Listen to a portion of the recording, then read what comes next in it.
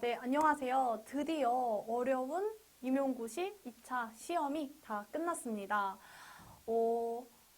이번 임용고시 2차 시험은 단도직입적으로 말하면 진짜 역대급 해일 문제였다라고 생각이 들었습니다. 그동안 한국사만 이렇게 2차 주제로 많이 나왔었는데 작년에 약간 동아시아사랑 한국사랑 결합된 문제가 나오더니 올해 딱 이렇게 세계사, 프랑스 혁명을 주제로 세계사와 관련된 수업 실현 주제가 나왔습니다. 그 주제조차도 너무나도 당황스럽고 어이없는데 하라는 게 좀 많았고 설명하라고 하는 범위도 많았다라는 생각이 들었습니다.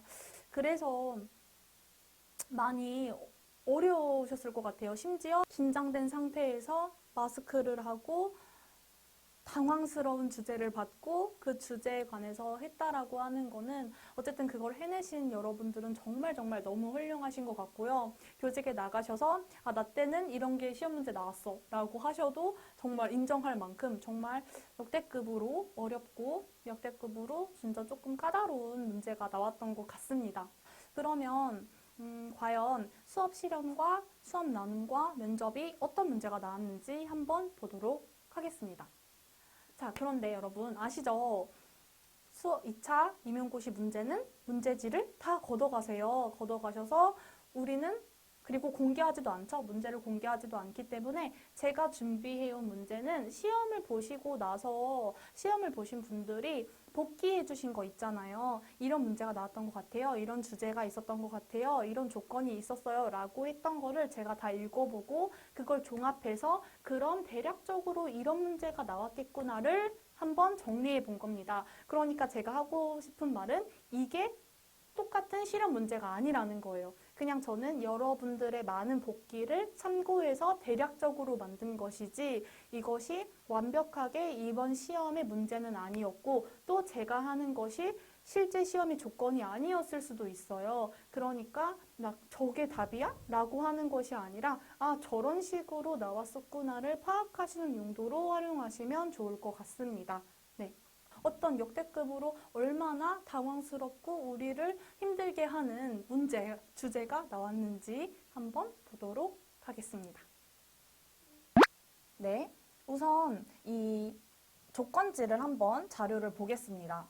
이번 시험이 그동안 역사 임용고시 2차 중에서 제일로 당황스러웠을 것 같다. 내가 만약에 이때 있었다면 난 합격할 수 있었을까라는 생각이 들 정도로 정말 역대급 헬 문제였던 것 같습니다. 왜 그랬냐 한번 보겠습니다. 저도 그 시험장이 있지 않아 봐서 자세히는 잘 모르는데 당시 조건을 보면 자료 1을 토대로 강의식 수업을 해야 한다는 게 첫 번째 조건에 있었다고 해요.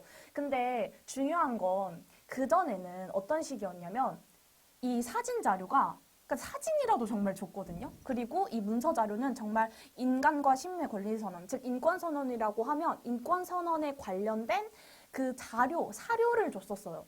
그런데 이번 시험은 진짜 그냥 이거 사진 자료야 하고 글씨를 이렇게 준 거예요. 그러니까 사진을 정말 준 것도 아니고 그냥 이렇게 글씨를 줬고 심지어 보시면 아시겠지만 순서대로 돼 있는 것도 아니고 이 문서 자료도 인권 선언에 대한 내용이 없이 그냥 인권 선언 이런 문서 자료라고 띡 이렇게만 주어졌다고 하네요. 이 자료 1을 토대로 뭐를 해야 되냐면 강의식 수업을 하라는 조건이 있었다고 해요. 자, 그럼 그냥 강의식 수업하면 되지 않나요? 라고 할 수가 있어요. 하면 되죠. 그런데 우리는 엄청나게 긴장된 상태에서 시험을 보러 가죠. 자, 그런데 여기 한번 조건을 보겠습니다. 자, 강의식 수업하라고 한 내용이요. 봐봐요. 자, 테니스 코트 서약은요. 자, 이 중에서 테니스 코트 서약이 먼저 일어나요. 1789년. 자, 그 다음이 루이 16세 처형이에요. 두 번째. 1793년이죠. 그 다음이 테르미드르의 반동입니다. 자, 이게 1794년이고요. 나폴레옹의 몰락이 아니라 나폴레옹의 쿠데타까지 해라. 이게 1799년이에요. 지금 1789년부터 1799년까지의 내용을 강의식으로 하라는 거예요. 그런데 또 어떤 조건이 있었냐면 발문을 해라. 각 자료마다 발문을 해라라는 조건이 있었거든요. 그러니까 나는 이거 설명하기도 벅찬데 이 인과관계를 설명하는 과정 속에서 이 각자 자료에 맞는 발문까지 던져줘야 됐다는 거예요. 발문까지 던져주면서 교사가 열심히 강의하는 것은 보여주되 내가 적절한 발문을 던져서 아이들이 내 수업에 열심히 참여하고 있어. 나는 충분히 학생 활동 중심, 나는 배움 중심 수업을 하고 있어 라는 것을 어필하라는 거죠. 그 짧은 시간 안에. 그러니까 사실 엄청 어려웠다라고 생각이 듭니다. 한번 이 1789년부터 1799년, 즉 테니스 코트의 서약부터 이 나폴레옹의 쿠데타까지가 얼마나 긴 여정인지를 한번 설명해 보도록 하겠습니다. 이 전기 과정은요. 사실 테니스 코트 서약을 그냥 테니스 코트 서약부터 시작이 되진 않죠. 그래서 사실 구제도의 모순과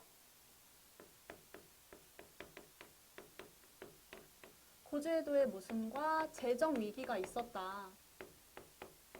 이 재정 위기 왜? 미국의 독립혁명에 지원했기 때문에 나라의 재정 위기가 있었다. 이렇게 있었는데 이거를 극복하기 위해서 무엇을 소집했다? 삼부회를 소집을 했다. 삼부회를 소집했는데 여기서 의견이 갈리죠. 어떻게 갈려요? 신분별로 투표해야 된다와 부르주아는 뭔 소리야? 머릿수별로 투표해야 된다로 갈리게 되죠. 자, 그래서 이것에 더 이상 참지 못해서 부르주아를 주도로 해서 자, 무엇이 열리냐? 바로 국민의회가 결성이 됩니다.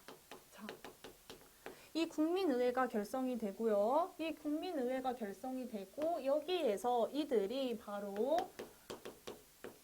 테니스 코트 서약을 하는 거예요. 정거장의 선언이라고도 하는데 이 테니스 코트 서약 이거를 먼저 조건이 있었죠. 언급해라. 그럼 이 테니스 코트 서약을 했어요. 이 테니스 코트 서약은 뭐냐면 이 국민의회에서 이들이 새로운 헌법을 제정할 때까지는 절대로 해산하지 않겠다라고 하는 부분이었습니다. 이게 중학교 교과서에 나와요. 네. 그러면 이 테니스 코트 서약을 해서 왕이 어떻게 오케이 알겠어 진정해 라고 달래주는 척 해요. 달래주는 척 하다가 뒤통수를 치는데 어떻게 뒤통수를 치냐. 베르사유에다가 군대를 집결시켜요. 네, 그러니까 뭔가 행동을 취한 거죠. 이렇게 행동을 취해요. 자, 이렇게 행동을 취하게 되니까 이제 더 이상 참지 않고 바스티유 감옥을 습격하게 되죠. 이 바스티유 감옥을 습격했다라는 건 이제 민중의 운동에 폭력이 들어갔다라는 것, 이제 혁명이 시작되었다라는 것을 알리는 중요한 어떤 키워드가 되겠네요. 자, 바스티유 감옥 습격 사건이 발생되고 플러스 농민들이 혁명을 발생하게 됩니다. 농민들이 혁명을 발생하게 되니까 이것에 이제 오케이 공권제를 해제하겠다고 선언을 하고 그리고 발표한 게 바로 인권선언이에요. 우리 자료 1 문헌사료라고 읽고 있었죠? 바로 인권선언이 이렇게 주장이 됩니다. 인권선언 자료에. 이 인권선언이 등장한 거는요. 농민폭동이 진행되니까 이제 이 사람들이 어떤 생각을 하게 되냐면 이제 우리가 왜 이 혁명을 하는지 이념과 그 원리를 대중에게 알려야 될 필요가 있겠구나, 천명할 필요가 있겠구나라는 이제 생각을 가지고 인권선언을 열게 되는 겁니다. 네, 자 그래서 여기에서 평등권, 자유권, 재산권 이런 것들이 어느 정도 있게 되죠. 그러니까 중요해요. 그래서 인권선언에서는 그 정도 얘기를 하셨으면 좋았을 것 같고, 자 그런데 국민의회가 무능해지고요. 무능해지니까 부녀자들이 막 10월 폭동을 하기도 해요. 자 그러니까 중요한 91년 헌법이 만들어지죠. 이 91년 헌법이 만들어지는데 이 91년 헌법이 만들어지고 나서 그러니까 새로운 의회가 다시 생기는데 그게 바로 입법의회입니다. 입법의회. 1791년에 만들어져요. 자, 이렇게 입법의회가 생기게 되는데요. 문제는 이렇게 프랑스에서 혁명의 열기가 막 일어나고 있으니까 사람들이 그 주변의 다른 국가들이 이렇게 하다가 우리 국가도 이런 혁명이 발생하는 거 아니야? 라는 겁을 먹기 시작합니다. 그렇게 겁을 먹게 되니까 뭐가 생기냐면 혁명 전쟁. 즉 오스트리아 그리고 프로이센을 기점으로 해가지고 이제 얘네들 너네 프랑스를 치러 갑니다. 이제 이 혁명 그만해 라고 이 프랑스를 치러 가요. 자 그런데 우리 알겠지만 이런 것들이 오히려 뭘 자각해요? 애국심, 민족의식을 자각하게 됩니다. 뭐야 니네 자꾸 우리나라한테 니네가 뭔데 간섭이야? 라는 게 자각하게 되고 그래서 사람들이 너나 누구나 할 거 없이 야, 우리 전쟁에 참여할 거야. 혁명 전쟁에 참여할 거야. 라는 그런 막 열기가 고취되게 되죠. 자, 그런 가운데에서 프랑스가 어느 정도 승기를 잡았던 전투가 있는데 그것이 발미 전투입니다. 그것을 승리로 해서 왕정이 폐지돼요. 중요해요. 왕정이 폐지되고 공화정이 선포됩니다. 자, 왕정이 폐지되고 공화정이 선포됐다. 그러면서 만들어진 게 이제 입법의회가 아니라 국민들이 만든 공화정 정부인 국민공회가 생겨나게 됩니다. 왕정을 폐지했죠. 당시 왕이었던 누구를 처형하게 되는 거예요? 루이 16세를 처형하게 됩니다. 자, 조건에 있었던 루이 16세를 처형하게 됩니다. 자, 그러니까 또 다른 나라에서 봤을 때는 야, 왕까지 죽이고 쟤네 진짜 미쳤다. 프랑스 혁명 이거 말리지 않으면 완전 우리나라한테도 퍼지겠다라는 열기가 전해지니까 다른 나라들이 뭘 맺냐? 대불 동맹을 맺어요. 즉 프랑스를 깨부술 동맹을 맺고 전쟁이 들어가기 시작합니다. 이렇게 전쟁의 열기가 고취되니까 누가 등장하냐? 그 유명한 프랑스에서 로베스피에르가 등장해요. 이 로베스피에르라는 사람이 등장해서 무엇을 하게 되냐면 자, 공포 정치를 하게 됩니다. 그러니까 나라가 굉장히 어수선하죠. 그리고 다른 나라들도 프랑스 가만 안 둔다고 쳐들어온다고 하죠. 그러니까 로베스피에르가 공안위원회를 주도로 해서 이렇게 무서운 정치인 공포 정치를 합니다. 자, 그런데 프랑스가 플레리스 전투에서 우위를 얻고 어느 정도 안정 시기예요. 그러면 계속 이렇게 무서운 공포 정치를 하지 않아도 되죠. 그런데 이 공포 정치를 더 해요. 대공포. 그러니까 사람들 사이에서 불만이 생깁니다. 아, 뭐야, 지금 이제 좀 안정됐는데 왜 이렇게 자꾸 이렇게 무서운 정치를 하는 거야? 라는 불만이 생기게 되죠. 이런 불만이 생기게 되니까 이 로베스피에르를 끌어내리는 쿠데타가 발생하게 되는데 그것이 바로 테르미도르의 반동이라고 합니다. 조건에 있었죠. 테르미도르의 반동. 네. 자, 이렇게 해서 새롭게 다시 정부가 세워집니다. 그게 바로 총재정부예요. 새롭게 이렇게 정부가 다시 만들어져요. 자, 그런데 이 총재정부가 정치를 잘 하지 못해요. 그래서 누가 등장하게 되냐? 나폴레옹이 쿠데타를 일으켜서 정권을 장악하게 됩니다. 이거예요.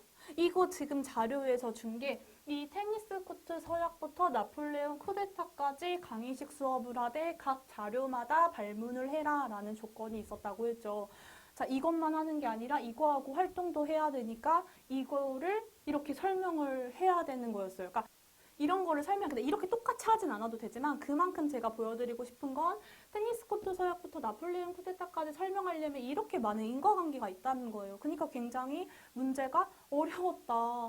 아, 너무 가혹하지 않았나라는 생각이 듭니다. 그럼 여기에서 제가 봤을 때 제가 중학교 교과서를 분석해봤거든요. 중학교 교과서 수준에서 나오는 건 재정익이 나오고요.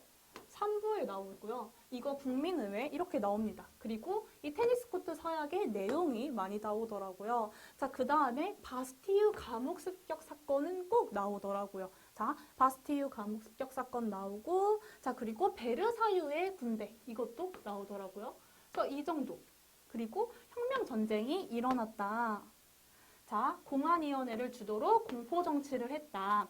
이제 이런 것들, 네, 이런 것들이 시험에 나오게 되더라고요. 그러니까 이런 것들이 중학교 교과서에는 언급이 되어 있더라고요. 그래서 이 자료를 적절히 활용하되 발문도 하시고 인과관계를 설명할 수 있는 자료까지 함께 얘기를 해야 하는 게 아니었나라는 생각이 듭니다. 정말 너무너무 어려웠던 것 같아요. 이거 어떻게 시간 안에 다 해요? 저 같으면 못해요. 진짜 어려웠던 것 같습니다. 자, 그런데 그럼 이 강의만 하는 게 지금 끝이 아니다. 강의만 하는 게 끝이 아니라 활동도 항상 주어지죠. 활동이 뭐가 있었냐면 기획안이 있었다고 해요. 우리가 활동으로 학생들이랑 카드뉴스를 한번 만들어 볼 건데, 그러니까 조건에 카드뉴스를 만들어 볼 건데, 그 카드뉴스를 만들기 전에 학생들이랑 기획안을 한번 해봐라. 자, 아이들이 탐구하는 주제는 프랑스 혁명에 상반된 시점이다. 즉, 이 프랑스 혁명을 좋게 보는 것과 좋게 보지 않는 것에 대한 상반된 시점을 가지고 아이들을 토론을 탐구를 시켜라 라는 거예요. 어떤 자료가 있었냐? 이 국민의회를 굉장히 안 좋게 보는 자료를 제공해서 아이들이 이 탐구 주제를 가지고 그 프랑스 혁명에 상반된 시점을 주제로 토론을 하되, 자료는 국민의회를 안 좋게 보는 자료를 제공했으니까 교사는 이 자료를 활용을 해야 하고, 그렇게 하면서 아이들이 카드뉴스를 만들 수 있게 어떤 기획안을 만들어라. 그런데 이런 자료와 이런 주제를 가지고 해라. 교사는 이거를 적절하게 지도해라. 라는 것이 조건이 있었다고 합니다. 네. 여기부터가 저는 완전 시험본을 이미 다 썼을 것 같은데 끝나지 않죠. 그러니까 자료 3과 자료 4를 토대로 해서 활동을 해라 이런 조건이 있었던 것 같아요. 그런데 복귀하신 분들 보니까 이미 그러니까 조건에 기획안 만드는 조건 하나, 그리고 이미 활동을 했어. 그래서 활동을 했다라는 가정하에 교사가 그 아이들의 활동물을 보고 피드백해주는 조건이 있었다고 합니다. 자, 근데 이 피드백을 해줄 때 이 자료 3과 이 자료 4를 활용해라 라는 조건이 함께 있었다고 해요. 자, 그래서 이 라마르세즈랑 프랑스의 삼색기가 있죠. 이게 프랑스 혁명의 유산이라는 거를 이제 교사가 설명이 아니라 카드뉴스를 통해서 아이들이 이게 프랑스 혁명의 유산이구나를 끌어오는 그런 과정이 필요했던 것 같아요. 근데 뭐 이거는 자료 3은 그렇다고 쳐요. 근데 제가 가장 놀랐던 그 조건은 바로 이 자료 4였습니다. 놀랄 게 더 남아있네요. 저는 이 자료 4에서 정말 놀랐어요. 그러니까 이 뭐냐면 이 자료사는 영화로 보는 프랑스 혁명이에요. 그래서 뭐 이거를 토대로 아이들이 카드뉴스를 만들었다고 가정했을 때 아이들이 잘한 아이들이 있겠죠. 그럼 잘한 아이들한테 피드백을 해주고 분명히 못한 아이들도 있을 거예요. 그럼 잘못된 아이들에 대해서도 그것을 교정해주는 구체적인 피드백을 해라 라는 조건이 있었던 것 같아요. 잘 모르겠어요. 근데 그런 복기를 보니까 있었던 것 같아요. 근데 이 잔다르크는 이 프랑스 혁명 시기에 나왔던 인물이 아니죠. 100년 전쟁 때 나왔던 인물이니까. 그러니까 아이들이 뭔가 이걸 얘기하면 교사가 그거는 근데 시대상 맞지 않는 것 같아 라고 하면서 어떤 구체적인 피드백을 바랬던 건가 싶어요. 잘 모르겠어요. 그런데 제가 놀랐던 건 이 잔다르크는 유명한 사람이니까 잘 알죠. 근데 이게 저는 당황스러웠던 거예요. 레미제라블. 이 레미제라블이라는 영화는 알아요. 영화는 알지만 저도 이 영화를 봤지만 이 영화가 대충 프랑스에서 일어났고 그 프랑스 혁명과 관련된 그 뭔지는 알지만 정확한 배경은 사실 그렇게 잘 알지 못했는데 이 레미제라블이 나와버린 거죠. 그냥 레미제라블 딱 그러면은 사실 이 영화를 안 본 사람이나 이거에 대해서 크게 관심이 없던 사람은 좀 많이 당황했을 것 같아요. 저도 이게 배경을 몰라서 찾아봤는데 이게 글쎄 19세기에 빈체제가 등장하죠. 다시 정통주의, 보상주의로 돌아가자라는 빈체제가 등장했을 때 자유주의와 민족주의를 억압하려고 하니까 이것에 대해서 프랑스가 다시 두 번의 혁명을 열어요. 자, 그게 1830년에 7월 혁명을 열고요. 7월 혁명. 그리고 1848년에 2월 혁명을 하거든요. 이 두 가지 혁명을 하거든요. 자, 근데 이 레미제라블의 배경이 되는 건 언제냐면 이 사이 있죠. 이 사이에 1832년 6월에 있었던 봉기. 그러니까 이게 진짜로 그 레미제라블을 봤어도 사실 이 정확한, 그러니까 당시 배경을 대충은 알고 있지만 프랑스 혁명에 관련된 뭔지는 알고 있지만 이거에 대해서 뭐 이렇게 구체적으로 사실 알기는 굉장히 어렵잖아요. 그런데 이 레미제라블을 딱 주고 자, 이것도 포함해가지고 한번 수업해봐라고 했던 건 진짜 어렵지 않았나라는 생각을 합니다. 자, 그래서 이 문제를 보고 한번 정리를 해보자면요. 이 1789년, 그러니까 프랑스 혁명의 시작됐을 때부터 나폴레옹이 쿠데타를 일으키는 데까지 설명을 하고 결국 이 레미제라블을 줬다라는 건 이 수업 속에서 이제 아이들이 빈체제가 등장하고 그리고 그 7월 혁명, 2월 혁명까지도 이 수업에 녹여내야 하는 경기도 같은 경우는 15분 안에, 그리고 서울 같은 경우는 20분 안에. 그리고 아이들이 활동을 하고 이 기획안을 짤 때 교사가 그 탐구하는 아이들을 적절하게 지도할 수 있는지까지 보여줘야 하는, 심지어 항상 한국사 위주로 나오다가 딱 세계사가 나왔는데 정말 복잡하고 어려운 프랑스 혁명이 딱 나와서 이거 하세요. 그 긴장된 부분에서 했던. 그러니까 굉장히 어려웠던 시험이라는 생각이 듭니다. 네, 굉장히 어려웠던 시험이라는 생각이 들어요. 네. 자, 나눔 문제랑 면접 문제 같은 경우도 복기를 제가 이제 정리를 한 건데요. 이게 경기도 수업 나눔 문제였다고 해요. 그래서 경기도에서 자꾸 뭐를 강조하고 있는지가 눈에 딱 뻔히 보이는 문제였습니다. 뭐냐면 우리는 창의적인 사고 역량을 중시하고 있다. 그래서 이 역량과 관련해서 오늘 수업을 평가해봐라. 그리고 너 수업이 이 역량과 관련해서 부족하면 보완해. 이런 것들을 지금 물어봤고요. 그 다음에 두 번째는 이거였어요. 선생님이 학습 동기를 유발하는 수업을 했다고 가정해. 자, 그런데 성취 기준에 도달하지 못한 학습자들한테 어떤 보충 학습을 할 거야? 라고 하는 게 두 번째 나눈 문제였습니다. 그러니까 사실 이 보충학습이라고 하는 거는 꽤 많이 나오죠. 그래서 경기도의 큰 그거인 단 한 명의 학생도 포기하지 않겠다. 그러니까 각 교실마다 배움의 속도가 다른 아이들이 분명히 존재하는데, 그러면 이 아이들을 대상으로 해서 어떻게 그 보충학습을 통해 아이들을 이 수업에 끌어당길 거냐를 물어보는 질문이었던 것 같습니다. 그래서 이 동기유발을 수업했다. 이게 또 심지어 조건에, 자, 이미 프랑스 혁명에 관한 이미 프랑스 혁명, 글씨 왜 이래? 프랑스 혁명에 관한 동영상을 이미 아이들이 봤다. 그게 이미 봤다라는 가정이 있었거든요. 그게 동기유발로서. 그런데 이게 잘 안 됐다라는 거죠. 수업 실험과 수업 나눔은 이어지니까 그게 잘 안 됐다라는 거예요. 그러니까 아이들이 프랑스 혁명 동영상을 보는 동기유발을 했는데도 잘 안 됐다. 그럼 이거를 보충할 수 있는 방안을 말해봐라 라고 물어보는 것 같아요. 그러면 교사는 내가 더 아이의 동기를 유발할 수 있는 것들을 이제 얘기하고, 아이들의 그 이미 학습 수준을 미리 파악하는 것도 중요하고, 그럼 이 아이들을 이 수업에 어떻게 끌어오지? 어떤 보충 학습을 해야 되지? 그런 방안들을 말하면 되는 거였던 것 같습니다. 네, 어렵네요.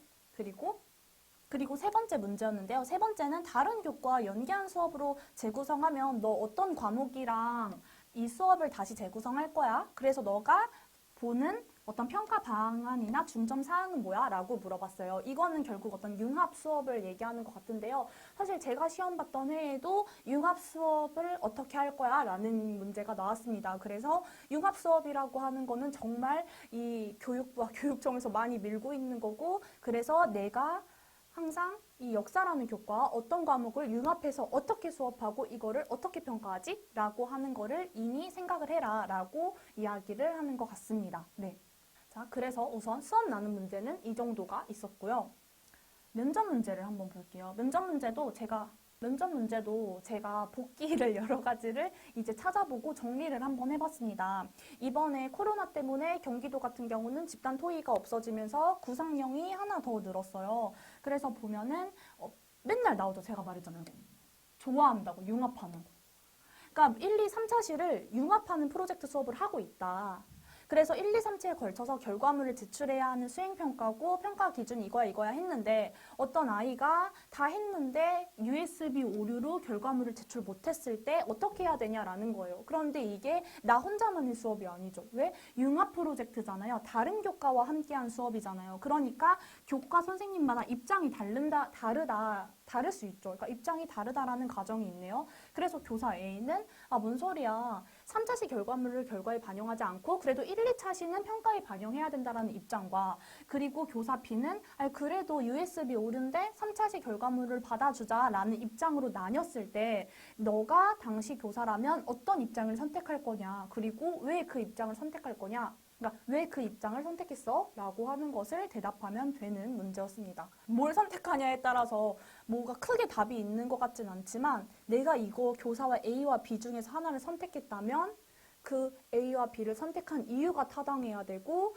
그리고 이 교사, 나와 입장이 다른 교사에게 이거를 어떻게 설명할 것인지도 얘기를 해주면 좋았을 것 같은 문제였습니다.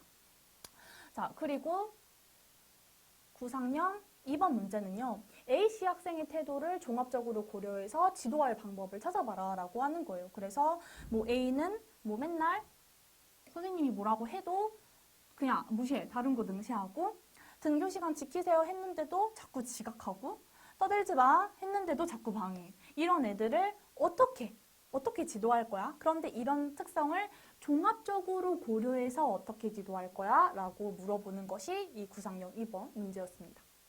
우리가 나올 거다라고 예상했던 코로나19에 관련된 문제였죠. 그러니까 코로나19로 등교 수업과 원격 수업을 병행할 거야. 근데 사실 대면 수업이 더 좋은 것 같아. 그럼 대면 수업이 가진 교육적 효과를 학습하는 측면과 아이들의 인성을 지도할 수 있는 측면에서 나누어서 말해봐 라고 하는 게 이 구상형 3번이었습니다. 어느 정도 예상했던 부분도 있고 얘네들이 뭐를 계속 강조하는지도 조금 느껴지는 문제였던 것 같습니다. 그리고 정말 어려운, 정말 지금 생각해도 어떻게 했는지 모르겠는 즉답형을 한번 보겠습니다. 즉답형의 첫 번째는요. 독서 교육을 할 거다라는 거예요. 그러니까 독서 교육을 할 건데 독서 교육을 다양한 매체를 요즘 맨날 강조하고 있는 게 다양한 매체 수업이거든요. 다양한 매체를 활용해서 독서 교육을 할 건데 중요한 포인트는 네 교과와 연계해서 해봐 라는 거예요. 그러니까 독서 교육을 단순히 책을 읽어가 아니라 네 교과와 연계해서 해봐라는 거예요. 그런데 이 독서 교육 엄청 강조하고 있는 추세입니다. 자, 왜냐하면 제가 시험 봤던 19년도도 이 독서 교육에 관련된 문제가 똑같이 나왔었어요. 그러니까 즉답형으로, 그러니까 굉장히 중시하고 있다라는 거죠. 자, 그 다음에 즉답형 2번은 이런 형태의 문제 굉장히 많이 나오죠. 많이 연습하셨을 거예요. 그러니까 나는 내 업무도 많아. 나는 진로체험 활동 해본 적도 없어. 난 이것도 내 업무도 아니야. 근데 자꾸 선배 교사가 나한테 이거를 하라고 해. 어떻게 대처할 거야? 라고 하는 즉답형 문제였습니다. 이걸 했을 때 최대한 겸손하고 최대한 논리적이고 최대한 약간 희생하고 봉사하겠다라는 자세로 뭐 좀 내 생각을 뚜렷하게 말하면 될 것 같은 문제였습니다. 네. 뭐 크게 뭐 답이 뭔지는 모르겠고 그냥 자신 있게 자신의 생각을 뚜렷하게 말하셨다면 뭐 크게 문제가 되지 않을 것 같다라는 생각이 들었습니다. 그 너무 수업 실험 문제가 헬이어가지고 정말 면접은 이 정도면 괜찮네 라고 정말 오해가 들 만큼 사실 너무 어렵지만 오해가 들 만큼 수업 실험 문제가 어려웠던 것 같습니다. 이제 임용고시 2차를 준비하실 분들은요 앞으로 한국사만 하면 안 된다라는 생각이 들었습니다. 작년 시험 문제로 임진왜란이 동아시아사와 연결돼서 나왔었죠. 그러니까 임진왜란이 나왔는데 그래서 제 생각에는 올해 세계사나 이런 게 나와도 한국사와 연관된 게 나오지 않을까라는 생각이 들었는데 이렇게 딱 서양사, 프랑스 혁명이 딱 주제로 나온 것을 보니까 이제 앞으로는 어디서든 나올 수 있겠구나라는 생각이 들었습니다. 그래서 이제 앞으로 우리가 2차 준비를 할 때는 세계사도 봐야 되고 그렇다면 중학교 역사 1, 2를 같이 이제 주제를 탐구하고 공부해 보시는 방향으로 이제 가시면 좋을 것 같다라는 생각이 들었습니다. 어떻게 보면 2015년 개정 교과서부터 해서 이제 올해 중학교 2학년들부터 세계사부터 배우기 시작해요. 이제 개정이 됐기 때문에. 그래서 이런 거를 고려해서 이번 시험 문제가 중학생을 대상으로 하는 프랑스 혁명이 나오지 않았나라는 생각이 듭니다. 그리고 앞으로 스터디 같은 거 공부하실 때도 주어진 조건을 좀 많이 까다롭게 내보시고 또 막 곳곳에 요소를 숨겨두셔가지고 그 요소를 내가 잘 찾을 수 있는지에 대한 것도 잘 살펴보시면 좋을 것 같습니다. 네. 자, 어쨌든 정리하자면 정말 어려운 시험이 맞았고요. 까다로운 주제가 맞았습니다. 심지어 제가 이렇게 한 부분도 오류가 많을 수 있고요. 저는 시험을 직접 본 사람도 아니고 또 조건을 제대로 알지도 못하기 때문에 그냥 대략적으로만 이야기한 거고요. 또 저는 하나도 떨리지 않은 상태에서 시간도 넉넉한 상태에서 책 보면서 정리했기 때문에 할 수 있었지. 만약에 나보고 그 떨리는 상황에서 그 시간 안에 해봐라고 했으면 과연 잘할 수 있었을까라는 의문이 듭니다. 너무 제가 하고 싶은 말은 너무 수고하셨고요. 꼭 좋은 결과가 있을 거라고 저는 생각을 하고요. 이렇게 시험이 끝났는데도 이런 거 찾아보시는 여러분은 뭘 해도 될 사람, 꼭 좋은 결과가 있을 거라고 저는 생각을 합니다. 여러분들 응원하고 기도하고 좋은 소식도 함께 기다리고 있겠습니다. 너무너무 수고 많으셨습니다.